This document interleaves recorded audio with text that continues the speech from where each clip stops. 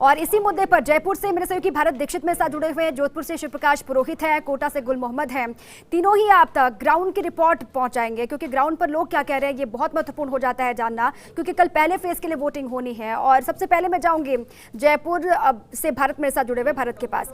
भारत, कैसी तैयारी, क्योंकि लगातार कल के लिए हमने देखा लंबे वक्त से तैयारियां चली, अब वो घड़ी सामने है, कल पहले फेज के लिए वोटिंग होनी है, लेकिन उससे पहले आज की क्या तैयारी है?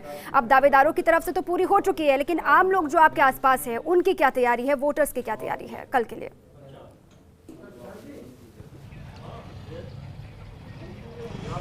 देखिए बिल्कुल दीपा, कल हेरिटेज नगर निगम में चुनाव है और हेरिटेज नगर निगम की जनता पूरे तरह से तैयार हो चुकी है। कल उनको मतदान यहाँ पर करना और जनता ने ठान लिया कि किस प्रकार के प्रत्याशी को वोट करनी है, क्योंकि लगभग 25 साल से ज़्यादा का समय बीत चुका है नगर निगम जयपुर को वोट बने हुए, और इस बार 2 नगर निगम बने हैं, हेरिटेज और ग्रेटर। तो जनता कई वादों को सुनती आई है, प्रत्याशियों ने कई वादे उनसे यहाँ पर किए हैं, लेकिन धरातल पर वो नहीं उतर पाए हैं। इस वक्त हमारे साथ जनता है और जनता से बात करते हैं कि कल कैसे प्रत्याशी को चुनेंगे। मेरे साथ कुछ बुजुर्ग लोग भी मौजूद हैं जिन्होंने कई लंबे अरसे से नगर निगम बोर्ड की कई बोर्डों को यहाँ पर देखा है, किस तरह की परेशानी आमतौर पर ये। सर, कल हेरिटेज में चुनाव होने हैं, कल का दिन आपके लिए बेहद महत्वपूर्ण है, आपने तय कर लिया किस प्रकार के प्रत्याशी को चुनेंगे आप? फैक्टर तय कर लिया है, धर्मवीर सिंह के लिए चुनेंगे, क्योंकि पूर्व जो नहीं, आप प्रत्याशी का नाम मत लीजिए, किस प्रकार के प्रत्याशी, कैसा प्रत्याशी आपको चाहिए? हम ईमानदार सच्चे आदमी को चुनना चाहते हैं, और यहाँ पर जो पूर्व पार्षद थे जिनको हमने वोट दिया था आज तक उनके दर्शन तक नहीं हुए। ये व्यक्ति जो इस वक्त हम चुनेंगे वो विकास के कार्य करेंगे, कर्मठ हैं, ईमानदार हैं, सच्चे हैं, इसलिए सभी यहाँ इनके लिए वोट दे करके और प्रसारित करेंगे, हाथ पर वोट डाल करके। बिल्कुल बिल्कुल, देखिए सच्चे ईमानदार व्यक्तित्व को चुना जाएगा। पार्टी के किसी को आप डिक्लेयर मत कीजिए कि किसको आप वोट दें, आपके मन में ही रखिए किस प्रकार का प्रत्याशी होना चाहिए वो बताइए आप, कैसे प्रत्याशी को वोट दिया जाएगा? प्रत्याशी ईमानदार होना चाहिए, विश्वास पात्र होना चाहिए और जनता के बीच में जाके जनता की आवाज़ सुनने वाला होना चाहिए, जो जनता से जुड़ा हुआ व्यक्ति हो, जो जनता से जुड़ा हुआ व्यक्ति हो, हर कौम के बीच में जाने वाला हो, कोई भेदभाव ना देखे, ऐसा व्यक्ति हम चुन के भेजेंगे। क्योंकि आपके हमने ठानी है, क्योंकि यहाँ गई बार में जो प्रत्याशी है उसकी शक्ल नहीं देखी है, रोड के ऊपर कचरा पड़ा रहता है, कोई जिस टाइम लाउटी था, ठीक है ना, मेयर उसको फ़ोन कर करके परेशान हो गया, पर वो सुनाई नहीं करता था। जब मेयर ही सुनाई नहीं करेगा तो पार्षद क्या करेगा? देखिए बिल्कुल जनता ने अब चुन लिया कैसे प्रत्याशी को चुनेंगे। सर, आपके वार्डों में किस प्रकार का काम हुआ पिछली बार अगर बात करें? सर, कोई कुछ किसी प्रकार का काम नहीं है। हाल ही में अभी बरसात के अंदर आपदा आई थी, उस पार्षद ने आके कुछ देखा भी नहीं कि क्या आदमी मर रहा है नहीं जी रहा है, वहाँ पर पूरे मकान डूब के चले हैं, और उनको उनकी सहायता के लिए सुनने के लिए आना चाहिए था, बिल्कुल भी नहीं आया। तो हम तो अब इस बार ऐसे प्रत्याशी को चुनेंगे जो हमारे बीच में हमारी एक आवाज़ में आए और हमारी सुने और हम हमारी समस्या का हल करें। कुछ यूथ भी मेरे साथ मौजूद है, उनसे बात करने की कोशिश करता है। इससे पहले एक और जो हमारे साथ मौजूद है, सर आपको लंबे अरसे से राजनीति में वक्त हो गया है, कई बोर्ड देखे, कई प्रत्याशियों के आपने वादे सुने, किस प्रकार का प्रत्याशी होना चाहिए? क्योंकि एक ऐसे व्यक्तित्व का चुनाव होता है जनता को, जो आम जनता के बीच में यहाँ पर पहुंचे, तो कल आप जब वोट करने के लिए जाएंगे तो कैसे प्रत्याशी को आप वोट करेंगे? एक्चुअली क्या है, जब से बोर्ड बना है तब से वास्तव में मैंने जब से ही इनको देखा है, सभी प्रत्याशियों को और सभी पार्षदों को देखा है, बातें बहुत करते हैं, काम बिल्कुल करते नहीं है। अभी फिलहाल आज इस कार्यकाल को, जो पिछला कार्यकाल था, हमारे यहाँ से बीजेपी के कोई पार्षद भाई थे, उन्होंने 6.5 साल उनके कार्यकाल को हो गया, 1.5 साल से चलो एक्सटेंशन हो गया, 6.5 साल में 5 साल में यहाँ नाली कभी साफ नहीं हुई है, सिर्फ झाड़ू दिखाने को मिलता है, सिर्फ झाड़ू लेके 5 लेडीजें आती हैं, इसके अलावा ना नाली साफ हुई है, ना सीवर साफ हुई है, चैम्बर के ढक्कन खुले पड़े हैं, ना कोई सीवर की व्यवस्था हुई है, गंदगी हो रही है, जाम हो रही है, कोई व्यवस्था, लाइटें खराब पड़ी है, कोई व्यवस्था ऐसी नहीं हुई है। बहुत बुरा समय निकला है 5 साल। देखिए बिल्कुल, आज भी जो मूलभूत सुविधाएं उनका अभाव यहाँ पर लगातार। एक और सज्जन मेरे साथ है। सर, आमतौर पर किस प्रकार की ज्यादा समस्या आपके वार्ड में रहती है और कैसा मन आपने बनाया, कौन से प्रत्याशी को आप, किस प्रकार के प्रत्याशी को आप वोट देंगे? नाम नहीं बताते, वो बताएं। हमारी जो 54 नंबर की जनता है वो इतनी परेशान है आने वाले 6 साल से कि ना ही तो कोई सिविल का काम हुआ है, ना कोई रोड का काम हुआ, ना कोई नाली का काम हुआ है, ठीक है, ना रोड लाइट का काम हुआ है। ठीक है भारत, ठीक है, आपके पास मैं फिर लौटूंगी, क्योंकि लगातार लोगों की शिकायत वही है कि मूलभूत सुविधाएं उनको नहीं मिल पाई हैं और किन किन मुद्दों को लेकर कल वो वोट करने वाले हैं, इसको लेकर भी सवाल उनसे पूछेगा। लेकिन उससे पहले जोधपुर में जाऊंगी शिव प्रकाश के पास। शिव प्रकाश, आप जोधपुर उत्तर के कौन से हिस्से में मौजूद हैं और वहाँ के लोगों की तैयारी कैसी है? क्योंकि वक्त बहुत कम बचा हुआ है, कल वोटिंग होनी है, और ऐसे में आज उनकी क्या तैयारी है कल वोटिंग को लेकर, बताएं।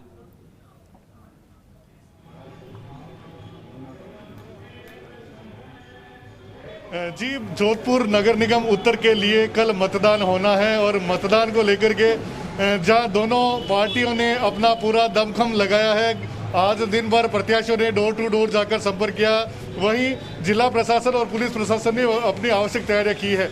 लेकिन सबसे महत्वपूर्ण कड़ी है मतदाता। अभी हम खड़े हैं जोधपुर नगर निगम उत्तर के क्षेत्र में, यहाँ कुछ लोग हमारे साथ मौजूद हैं, हम उनसे बात करेंगे कि सर बताएं कि जो चुनाव होने जा रहे हैं आपका क्या मानना है, किस तरह का प्रत्याशी है वो होना चाहिए? सही मायने में देखें तो एक तरह से ये घरेलू स्तर का चुनाव हो गया और चूँकि वार्डों की संख्या भी बढ़ा दी गई है और हर 2 गली के बाद में एक नया प्रत्याशी है और 165-70 जब स्थिति बन रही है तो इसमें जो काम करने वाला है वही सही रहेगा, वरना आपसी रिश्ते खराब ना हो, तो ये सबसे महत्वपूर्ण कड़ी है। आप क्या मानते हैं, क्या क्या समस्याएं हैं महत्वपूर्ण जो यहाँ इस चुनाव में प्रमुख मुद्दे रहने वाले हैं? शहर का ड्रेनेज सिस्टम बिगड़ा हुआ है, एक बारिश में ही शहर बेहाल हो जाता है, कभी इमरजेंसी में मरीज को भी नहीं ले जा पाते हैं और सफाई की समस्या है, बाथरूम की समस्या है, कहीं भी सार्वजनिक शौचालय नहीं बने हुए हैं। जो पार्षद जीतता है क्या मानते हैं, काम करते हैं वास्तव में, जो वादे करते हैं वो पूरे करते हैं? आज तक जो पार्षद आता है वो काम नहीं करता है और अब अच्छा पार्षद आना चाहिए जो काम करा सके, देश का विकास करा सके। शहर का बहुत गंदगी फैली हुई है इस वार्ड में, जमीन साहब बहुत समस्या, वो काम नहीं हो रहा है। आप भी जब वोट देने जाएंगे क्या मानना है किस तरह का जो आपका पार्षद होना चाहिए, क्योंकि वादे तो खूब करते हैं, चुनने के बाद वापस जनता के बीच नहीं आते हैं, ऐसा देखा जाता है, आपका क्या मानना है? मेरा मानना ये है कि सही उम्मीदवार को चुनना चाहिए जो अपने वार्ड को, प्रत्येक आदमी को जान सके, पहचान सके, प्रत्येक घर को मालूम हो सके और उनकी सहायता कर सके। आजकल तो ऐसे है, खड़े हो जाते हैं, कहाँ से नया चेहरा हो जाता है, पता नहीं चलता कहाँ से आए हैं। आपका क्या मानना है, क्या पार्षद समस्याओं का समाधान करते हैं? हाँ, करते हैं ना। आप कैसा पार्षद चुनेंगे? जो सबसे अच्छा काम करे। और देखिए, चाहे युवा मतदाता हो चाहे अनुभवी मतदाता हो, सभी का यही कहना है कि ऐसा पार्षद चुनेंगे जो उनके बीच हो, अनुभवी हो और काम करने वाला हो। सबसे बड़ी बात क्योंकि जीतने के बाद जब जनता उनके पास जाती है तो वो कहते हैं हमारे पास समय नहीं है। पार्षद से भी शिव प्रकाश लोग खुश दिखाई बिल्कुल भी नहीं दे रहे हैं, लगातार नाराजगी उन्हीं को लेकर इनकी भी है, बार बार वही चीज रह रहकर बाहर भी निकल रही है। कोटा में जाती हूँ, कोटा से गुल मोहम्मद मेरे साथ जुड़े हुए। गुल मोहम्मद, वहाँ की क्या स्थिति है, कोटा उत्तर के कौन से हिस्से में मौजूद है, जरा वहाँ के लोगों से भी बात कीजिए, कल की क्या तैयारी है लोगों की?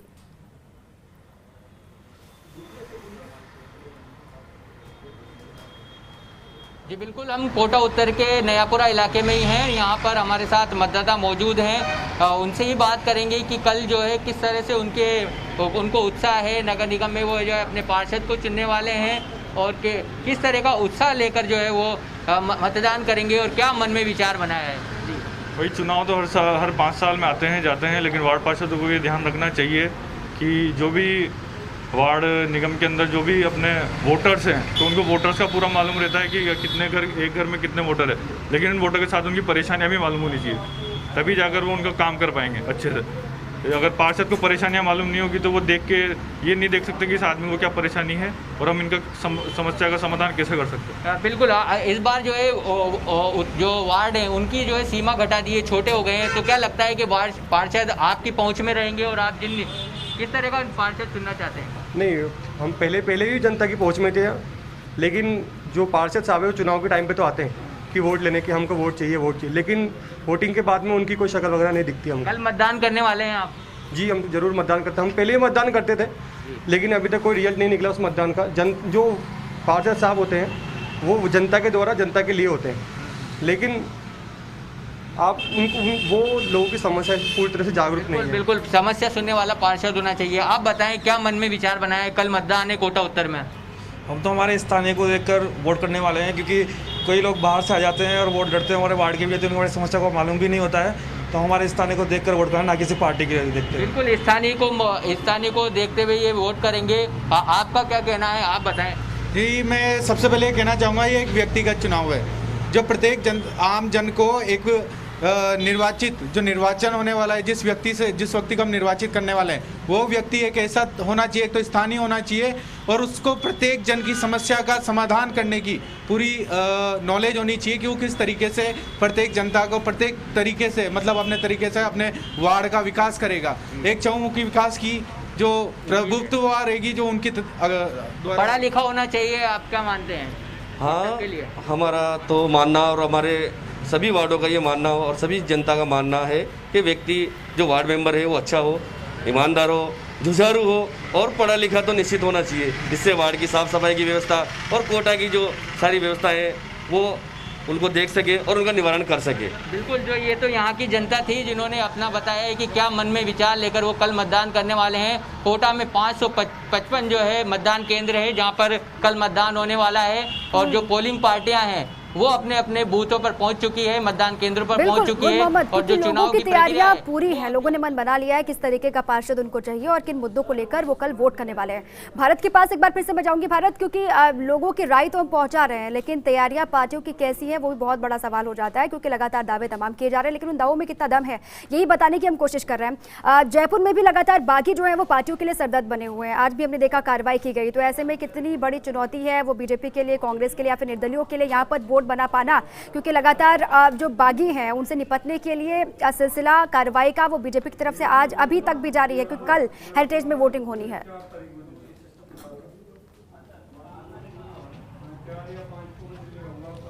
देखिए बिल्कुल दीपा, आपको बता दूं कि कल हेरिटेज नगर निगम में चुनाव होने वाले हैं, 100 वार्डों के लिए चुनाव होने वाले हैं और दोनों ही पार्टियां जो डैमेज कंट्रोल को कंट्रोल करने के लिए तमाम तरीके के जो तरीके हैं वो यहाँ पर अनिवार्य है। चाहे बात की जाए तो जैसे बागी जो प्रत्याशी है उन पर कार्रवाई करके इस तरह का एक तरीका, एक माहौल बनाया जा रहा है जिससे कि पार्टियों के जो प्रत्याशी जो मैदान में उतरे हैं उनको किसी प्रकार का कोई नुकसान यहाँ पर ना हो। लगातार इससे पहले की अगर बात की जाए तो डैमेज कंट्रोल कम करने के लिए दोनों पार्टियों के जो आला नेता हैं वो बागी प्रत्याशियों से संपर्क में थे लगातार और काफ़ी हद तक कामयाब भी यहाँ पर हुए। जैसे कि अभी थोड़ी देर पहले बीजेपी ने भी 12 ऐसे बागी प्रत्याशियों के खिलाफ कार्रवाई, उनको बाहर का रास्ता दिखाया जो कि चुनावी मैदान में थे। तो कहीं ना कहीं दोनों पार्टियों ने डैमेज कंट्रोल कम करने के लिए इस तरह के तरीके हैं वो यहाँ पर अपनाए। कल का दिन दीपा बेहद महत्वपूर्ण है क्योंकि कल का दिन आम जनता हेरिटेज नगर निगम में शहरी सरकार का चयन करेगी और इसके साथ साथ उन प्रत्याशियों के भविष्य का भी चयन करेगी जो इस बार चुनावी मैदान में है। आम जनता लगातार मन बना चुकी है क्योंकि 25 साल से अधिक के समय जो मूलभूत सुविधाएं मिलनी चाहिए थी, चाहे वोट किसी का भी रहा हो, वो सुविधाएं अभी तक नहीं पड़। जैसे कि आम जनता हम आप तक बात पहुंचा रहे थे, जनता क्या कहना चाहेगी, और भी कुछ लोग मेरे साथ मौजूद हैं, उनसे बात करेंगे। सर, कल का दिन बेहद महत्वपूर्ण है, कल चुनाव होने वाले हैं हेरिटेज नगर निगम में, 100 वार्डों में चुनाव है। क्या मन बनाया आपने इस बार की बार बार वादे से थक चुके हैं? अभी पहले तो इस वार्ड में सबसे पहले तो मैं प्रताप सिंह का धन्यवाद करना चाहूँगा कि उन्होंने बढ़िया एक अच्छे आदमी को मौका दिया है जो कि 15-20 साल 25 साल से संघर्ष है, अच्छे काम बिना उसके भी करे हैं और वादे तो सब करते हैं पर क्या है कोई कर नहीं पाता है। तो अब हमने एक ऐसा बढ़िया धर्मवीर जी के रूप में उनके जो चुना है, बहुत अच्छे आदमी हैं। चलिए, और भी मेरे साथ लोग मौजूद हैं। सर, कल का दिन बेहद महत्वपूर्ण है, सोच समझकर आपने डिसीजन लिया हुआ क्योंकि 25 सालों से लगातार आप काम देखते हैं पार्षदों का, इस बार कैसे व्यक्तित्व का आपने चुनाव किया है? सर, व्यक्तित्व अच्छे व्यक्तित्व का चुनाव किया है और इस बार जो पार्टी ने हमारे नाम मत बताइए, आप अपने मन में रखिए। पार्टी ने हमारे जो उम्मीदवार को जो टिकट दिया है वो कर्मठ कार्यकर्ता, 25 साल से पार्टी के लिए काम करता है, जमीन से जुड़ा हुआ है और हर गरीब के दुख दर्द में पहुंचता है, टाइम टू टाइम सेवा करता है उनकी। तो इस हिसाब से हमने बहुत ही बढ़िया आदमी को चुना है और उसी हिसाब से हम उनको जिता के लेके। देखिए, बिल्कुल लगातार जो आम जनता है वो पूरी तरह से तैयार हो चुकी है क्योंकि कल का दिन बेहद महत्वपूर्ण रहने वाला है। हेरिटेज निगम के 100 वार्डों में यहाँ पर चुनाव होंगे और कल आम जनता ये तय करेगी कि वोट किसका बनेगा। बिल्कुल भारत, 100 वार्डों में 4 लाख से भी ज्यादा मतदाता हैं और वो कल क्या फैसला करते हैं ये देखना बहुत महत्वपूर्ण होगा। शिव प्रकाश, मैं आपके पास एक बार फिर से आ रही हूँ क्योंकि वहाँ पर एक तरफ तो कांग्रेस की शाख भी दाव पर लगी हुई है, खुद गृहनगर है सीएम का, दूसरी तरफ केंद्रीय जल शक्ति मंत्री भी वहीं से आते हैं। वहाँ के लोगों की राय तो हमने पहुंचाई लेकिन पार्टियों के भीतर जो गुटबाजी है, जो अंतरकलह है, जो लगातार रह कर बाहर भी निकल कर आई है, उसका कितना बड़ा खामियाजा उठाना पड़ सकता है, कितनी बड़ी चुनौती जोधपुर में?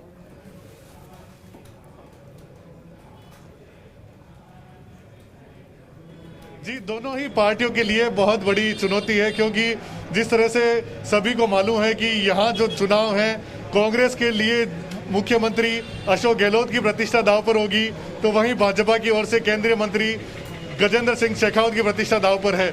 जहां जयपुर और कोटा में बागियों के खिलाफ कार्रवाई हुई है, जोधपुर की अगर बात की तो ना तो बीजेपी ने और ना कांग्रेस ने, किसी ने भी अभी तक बागियों के खिलाफ कोई कार्रवाई नहीं की गई है। इसको लेकर के अलग अलग कयास लगाए जा रहे हैं कि जो बागी खड़े हैं क्या उन्हें बड़े नेताओं का समर्थन हाथ है, वहीं दूसरी ओर जिस तरह से यहाँ पूरे चुनाव प्रचार की कमान गजेंद्र सिंह शेखावत ने संभाली, तो वहीं वैभव गहलोत ने इस पूरे चुनाव की कमान संभाली। तो निश्चित रूप से भले ही पार्टियां कई दावे करें, लेकिन उनको बागियों की और जनता की नाराजगी का खामियाजा भुगतना पड़ेगा। ये निश्चित रूप से बहुत बड़ी बात है। चलिए ठीक है।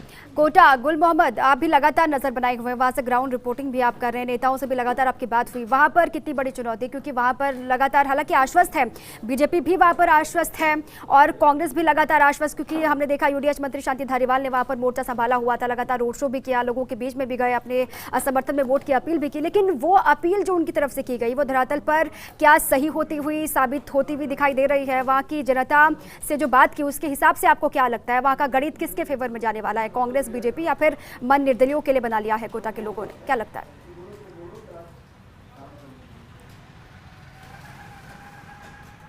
बिल्कुल बिल्कुल, देखिए कोटा की बात करें तो कोटा में यूडीएच मंत्री शांति धारीवाल हैं, उनका गृह क्षेत्र है और उन्हीं के गृह क्षेत्र में कोटा उत्तर में जिस विधानसभा से वो चुनाव लड़ते हैं उसी में जो है कल नगर निगम के लिए चुनाव होने जा रहा है।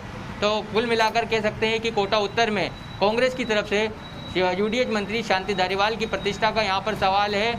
लगातार वो जो है 2 दिन से कोटा में है और शहर में भर में जो है उन्होंने कोटा उत्तर का जो नगर निगम इलाका है वहाँ पर उन्होंने रोड शो किए हैं और जनता से वोट मांगे हैं और विकास के नाम पर वो है चुनावी मैदान में उतरे हैं। तो वहीं कोटा उत्तर में जो है किरण माहेश्वरी ने यहाँ पर कमान संभाल रखी है। इसके साथ ही राजेंद्र राठौड़ हैं बीजेपी से, वो उन्होंने भी जो है कमान संभाल रखी है। तो कुल मिलाकर जो प्रदेश के बड़े नेता हैं बीजेपी की तरफ से वो इस बार चुनावी मैदान में कोटा में दिखे हैं और यहाँ के जो लोकल हैं प्रहलाद गुंजल और जो भवानी सिंह राजावत पूर्व विधायक, वो भी जो है लगातार जनता से संपर्क में हैं और वोट देने की अपील कर रहे हैं। तो कुल मिलाकर ये है कि बीजेपी और कांग्रेस दोनों ही दलों की तरफ से जो बड़े बड़े नेता उन्होंने लगातार प्रचार किया, वोट जुटाने की अपील भी की, लेकिन वोट कितना वो जुटा पाए हैं वो 3 तारीख को साफ हो जाएगा। बहुत बहुत शुक्रिया गुल मोहम्मद, आपका भी, भारत आपका भी और शिव प्रकाश आपका भी, तमाम जानकारियों के लिए, ग्राउंड से रिपोर्टिंग के लिए, क्योंकि लगातार कल पहले फेज के लिए वोटिंग होनी है। पार्टियों की तैयारी लगातार हमने आप तक पहुंचाई, जनता की तैयारी क्या है वो 3 तारीख को साफ हो जाएगी।